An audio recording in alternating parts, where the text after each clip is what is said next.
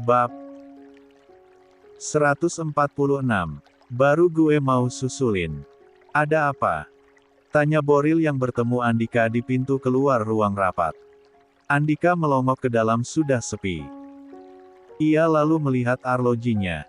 Istirahat. Boril menganggukkan kepalanya. Keduanya lalu kembali duduk ke dalam ruang rapat dan masih ada Alex di sana yang belum keluar. Ada apa? Andika memboril nafasnya pelan lalu menghembuskannya pelan, bahunya meluruh. Riani bilang sakit perut di pesan tadi. Gue panik dong, ya gue lari. Boril menganggukkan kepalanya mulai paham namun ada kekhawatiran di sana. Ketika mengingat sang adik tadi seperti lari kesehatan dan tanpa memberitahu siapapun apa alasannya. Lo tahu kenapa bang? Riani kontraksi. Tanya Boril yang terlihat khawatir. Itu karena dia bilang gak suka gue barengan sama Ivanka. Dia pura-pura sakit perut. Boril dan Alex sama-sama terkesiap jalu, tak lama Boril tertawa.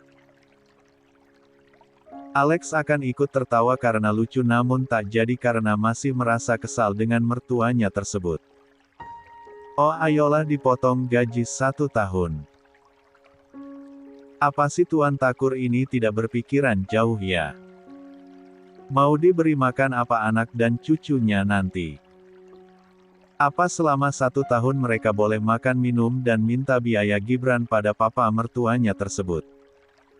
Dasar tidak berperi kemenantuan. Gerutu Alex. Ya, maklumin aja Andika, Riani kan masih anak-anak, jadi. Masih muda bang. Koreksi Andika dengan nada kesalnya. Oh iya, Riani kan masih muda, ya wajar aja lah kalau punya sifat pencemburu gitu. Nikmati aja, lo gak tahu gue hampir mati bang, saking paniknya. Lebay loah. Lebay. Andika naik darah mendengarnya. Lo gak pernah ngerasain sih bang, istri lo bilang sakit perut pas lagi hamil besar, paniknya kayak apa? Alex mengangkat kepalanya. Here we go. Drama bapak-bapak berjenggot adu penderitaan segera dimulai. Lo pernah kejatuhan duren sama pohon-pohonnya gak Andika? Tanya Boril dengan pandangan dingin tajam menusuk. Andika menggelengkan kepalanya. Gue saranin jangan. Karena hal ini hanya bisa dilakukan oleh profesional dan pemimpin rumah tangga sejati kayak gue. Bapak-bapak cengeng kayak lo, gak bakalan sanggup. Alex menyeruput kopi, Stardust-nya lalu menaruh kembali di meja sambil menyimak pembicaraan ini. Apa kata mertuanya tadi? Bapak-bapak cengeng ya? Bapak-bapak cengeng itu yang nangis sambil pegang kaca mobil bukan? Waktu papasan sama istrinya.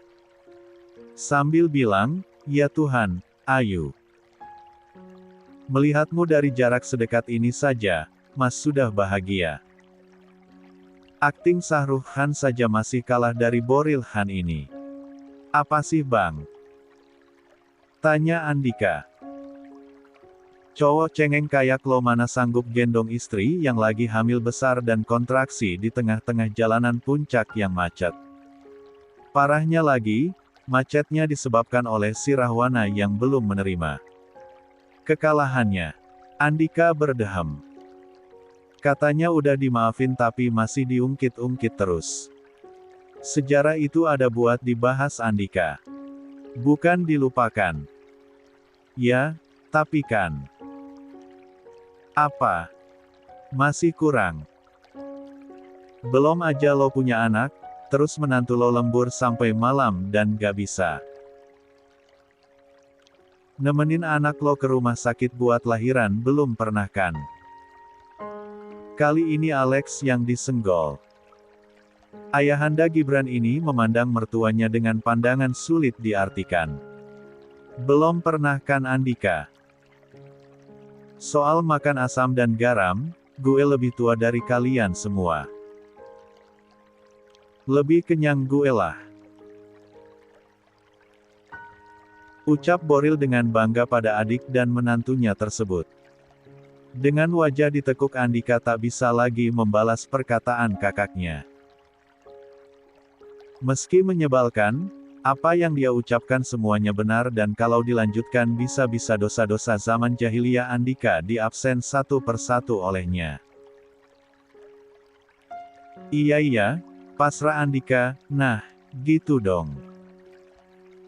Jangan lebay, iya kan Alex? Tanya Boril pada Alex. Iya dong Pak, jangan lebay meski gak gajian setahun, tetap senyum. Gak ada beras, dapur gak ngebul, tenang aja, jangan lebay. Dapur oma mertua selalu ngebul. Alex. Iya, Pak. Iya, Alex mengelus dadanya bersyukur karena apa yang diucapkan dalam hati tadi tidak terlontar sehingga meskipun tidak gajian selama tahun tapi masih terbebas dari kekejaman rezim mertuanya selanjutnya. Rapat pun segera dimulai kembali setelah waktu istirahat selesai dan satu persatu anggota rapat mulai memasuki ruangan untuk memulai bekerja kembali. Ivanka terlihat menjaga jarak dengan mengambil tempat duduk di samping ayahnya agar setidaknya Andika melirik padanya atau sedikit bertanya kenapa Ivanka mengambil kursi yang berbeda namun ternyata hal itu sama sekali tidak mengusik Andika Dilan Rohichan. Membuat Ivanka cukup bersedih karenanya. Gak apa-apa pulang dulu sama Alex ya nanti kalau semua urusan abang sudah selesai, abang akan cepet-cepet pulang. Riani memanyunkan bibirnya. Ini adalah hari pertamanya masuk kantor tapi sudah mendapatkan pengalaman yang kurang menyenangkan. Dimulai dari kecemburuannya pada Ivanka lalu ditinggalkan berjam-jam di ruang rapat dan Ekarang pulangnya pun tidak bersama dengan suaminya sendiri tapi malah ditinggalkan. Ya, bujuk Andika sambil memegangi kedua tangannya. Dengan terpaksa Riani pun menganggukkan kepalanya. Emangnya mau kemana? Kok barengan sama Bang Boril juga? Tanya Riani, mau cari gedung baru untuk perusahaan milik kita sendiri. Jadi gak gabung sama punya papa juga punya. Bang Boril, Riani mengerutkan keningnya tanda tidak mengerti namun Andika tersenyum dan mengusap dengan jari. Jempolnya kerutan di kening tersebut lalu ia cium.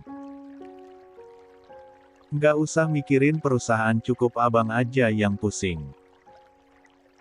Kamu, cuma tinggal bahagianya aja. Oke. Riani tak menjawab.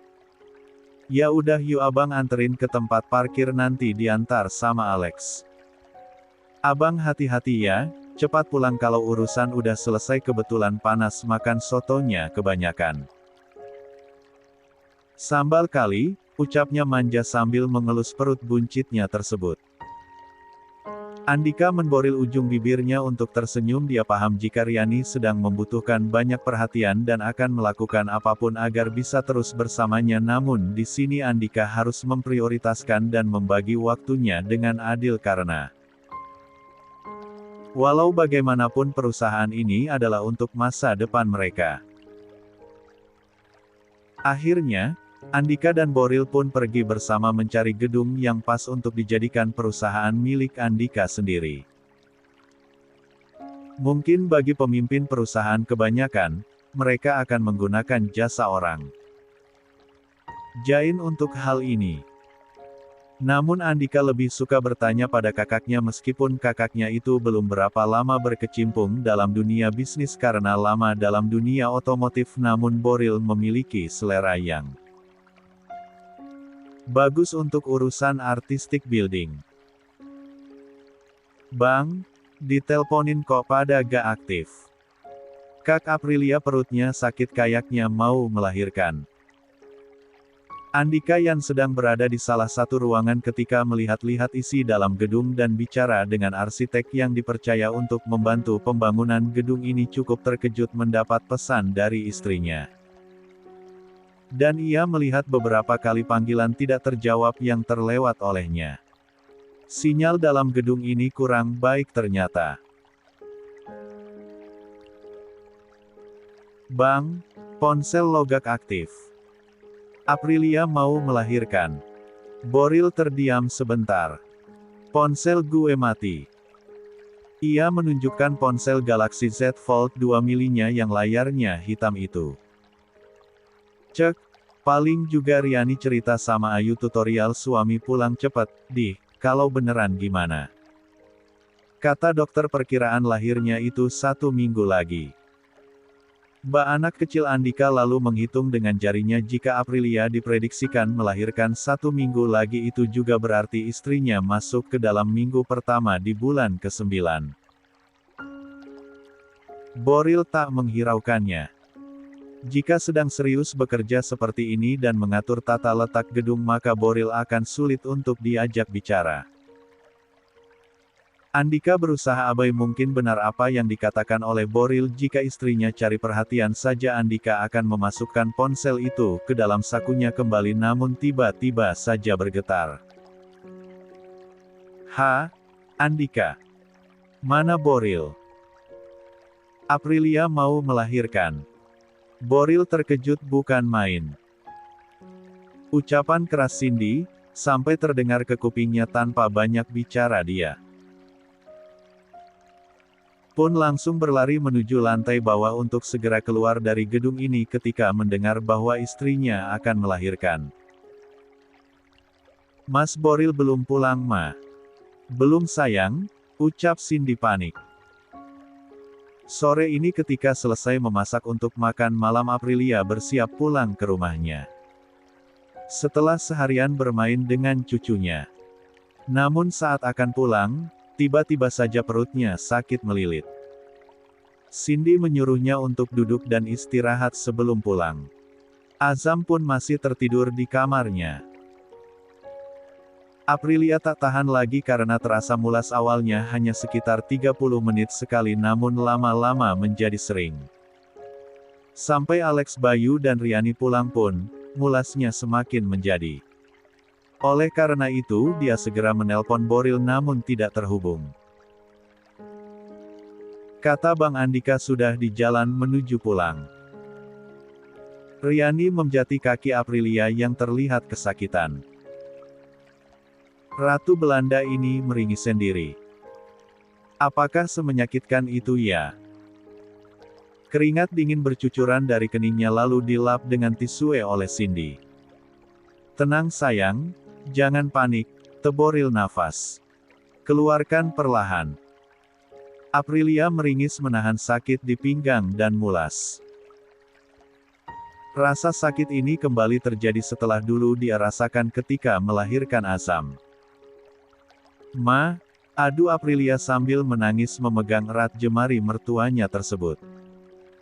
Cindy memandu dengan baik agar menantu yang ia kenal sejak kecil itu bisa lebih tenang.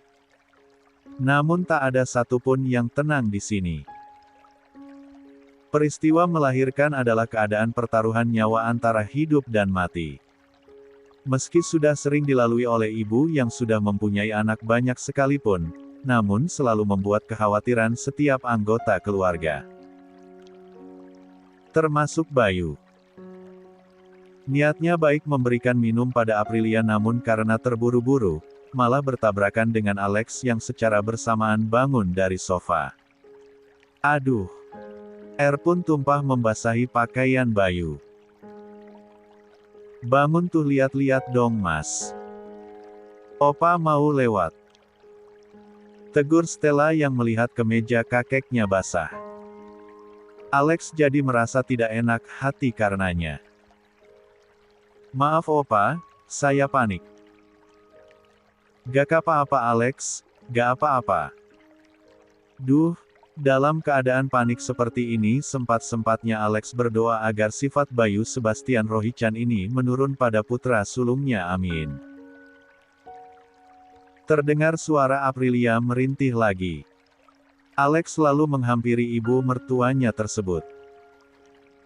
"Mari saya bantu ke rumah sakit sambil nunggu papa pulang, Mai," ajak Alex. "Iya bener Alex, lama kalau nungguin Boril sih. Kita bawa aja. Masih kuat jalan Vi." Aprilia mencoba turun dari sofa namun ia menangis kembali. "Maaf ya Mai, mohon izin." Alex lalu menggendong Aprilia menuju pintu gerbang rumah diikuti oleh Cindy dan Bayu. "Ma, Riani ikut." "Jangan sayang, kamu sedang hamil besar, temani Stella saja di rumah ya." "Iya, tante sama aku aja. Aku takut tante." Sebenarnya Riani ingin sekali mengantar Aprilia namun keponakannya ini juga tidak mau ditinggal di rumah meski banyak para asisten. Akhirnya Riani pun menganggukkan kepalanya untuk menemani Stella. Dengan sigap dan cepat, Alex menggendong Aprilia menuju mobilnya kemudian mengemudikan sendiri dengan Bayu di sampingnya dan juga Cindy di belakangnya sambil terus menenangkan Aprilia. Mereka pun sampai di rumah sakit terdekat. Alex menggendong Aprilia dan segera ditolong oleh perawat yang bertugas di ruang UGD. Setelah mendapatkan alamat di mana Aprilia dibawa dan telah sampai di sana, Boril segera berlari ketika turun dari mobil dan Andika pun mengejarnya. "Pelan-pelan Bang, jangan lari." Boril tak menjawab. Ia menelepon Bayu dan Bayu menjawab jika Aprilia sudah masuk ruangan untuk melahirkan dengan Cindy yang menemaninya. Apko dan Yana juga sudah dihubungi, begitu juga dengan Antonio dan Adriana yang belum pulang ke Milan. Mereka sampai di depan ruang emergensi. Sudah ada Bayu dan Alex di sana. "Pa, Ayu gimana Pa?" tanya Boril panik. "Kalau gak salah sudah pembukaan 3. Ada mama di dalam, sedang temani," jelas Bayu berusaha menenangkan putranya. "Riani di rumah Alex." "Iya Om, sama Stella," jawab Alex. Tak lama, keluar suster yang tadi pertama kali menangani Aprilia ketika datang digendong Alex. Suaminya Nyonya Aprilia, Boril menemui suster itu. "Iya suster. Maaf Pak, putri Bapak mau ditemani suaminya," suster itu menoleh pada Alex. "Silahkan Pak." Alex melotot horor bagaikan mendapat peringatan dari BMKG bahwa gelombang tsunami sebentar lagi akan datang melanda. Pernah dapat peringatan dari BMKG.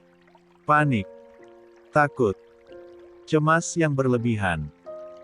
Nah, itulah yang dirasakan oleh Pangeran Brebes sekarang. Demi apapun, berurusan dengan papa mertuanya itu lebih menyeramkan dari itu. Alarm bahaya sudah dibunyikan. Saking takutnya Alex Sarjono melangkah mundur 1 langkah ke belakang padahal Boril tidak bergerak 1 inci pun dari tempatnya. "Berdiri. Pak," tegur suster itu lagi. "Saya suaminya," ucap Boril yang membuat suster itu menoleh padanya. Sang suster pun salah tingkah tak enak sendiri. "Oh, maaf Pak, saya pikir Bapak yang ini suaminya soalnya kan tadi yang gendong Ibu Aprilia." Mata Alex membola. Ia menggelengkan kepalanya. Lidahnya keluh, tak satu pun kata terucap saking paniknya melihat tatapan Tuan Takur dengan mata memerah padanya saat melewati Alex. Ya, hanya lewat. Boril masih cukup bisa mengendalikan diri semarah apapun dalam kondisi ini di mana dia sangat dibutuhkan kehadirannya ketika Aprilia sedang berjuang melahirkan keturunan mereka. Pintu tertutup. Alex meluruh duduk di atas kursi penunggu pasien, begitu juga dengan Bayu dan Andika. "Mau minum prim?" tanya Andika. Alex menggelengkan kepalanya. "Beneran nih? Capek kan tadi abis gendong-gendong Aprilia?" ledek Andika. Bayu menepuk bahu si bungsu tersebut sedangkan Alex ingin sekali rasanya menangis. Sedari kecil dia sudah dididik untuk menjadi orang yang pemberani sesuai dengan namanya Alex Sarjono. Ketika sang istri mengandung, Teguh Slamet sangat menyukai dan mengidolakan aktor Barry Alex. Oleh karena itu mereka menamai putranya dengan Alex Sarjono dengan harapan agar putra pertama mereka tersebut bisa sekuat dan setangguh idola mereka.